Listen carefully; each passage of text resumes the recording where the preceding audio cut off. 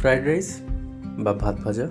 আমরা এটাকে ভাত ভাজা এই জন্যই বলি কারণ রাতে যে ভাতটা বেঁচে যায় পরদিন সকালে ওই ভাতটাকে আমরা ভেজে একটা সুন্দর সুস্বাদু ব্রেকফাস্ট করি, তার সাথে ভাতটা নষ্ট হয় না। প্রত্যেকে এটা খেয়েছি, বাড়িতে মার প্রত্যেকের জন্য এটা নিশ্চয়ই একবার হলেও বানিয়েছে। খুবই ইজি। আর আমি এখানে ভেজিটেবলের বেসটা অনেকটা সিম্পল রাখছি। আর এই ভেজিটেবল মিক্সটা তোমরা ম্যাগি বা চাউমিন এগুলোতে ইউজ করে থাকতে পারো। আর নর্মালি বাড়িতে আমরা কাঁচা পেঁয়াজ আর ডিম দিয়েই হয়তো খেয়ে থেকেছি। আমি এটাকে একটু লেভেল আপ করেছি, বাট সত্যি ভালো হয়েছিল। নর্মালি আগে ভেজিটেবলগুলো ভেজে নেবো ভালো করে, খুবই ইজি। আর সবজিগুলো দেখো আমি এখানে অপশনাল বলছি এই জন্যে, বাড়িতে যা আছে সেটা ইউজ হয়। আর ভাত ভাজার এটাই একটা ক্যারেক্টারিস্টিক্স বলতে পারো বা ফিচার বলতে পারো। আর এটাই যে ভাত ভাজাটা খুবই কনভিনিয়েন্ট তার জন্য।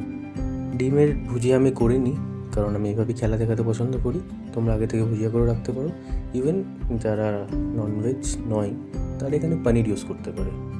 ওকে, সো ওভারনাইট রাখা রাইসটা এখন দিয়ে দিলাম। এটা নর্মালি সোয়া সস আর একটু টমেটো কেচাপের মিক্স। স্কিপ করতে পারো যদি ভালো না লাগে। একটু মশলাদার আমার পছন্দ, তাই আমি এগুলো ইউজ করছি। গরম মশলা আর গোলমরিচ গুঁড়ো দিই লাস্টে ভালো করে মিক্স করে ওটাকে সার্ভ করে নেব। খুবই টেস্টি হয়েছিল, খুবই সুস্বাদু ছিল।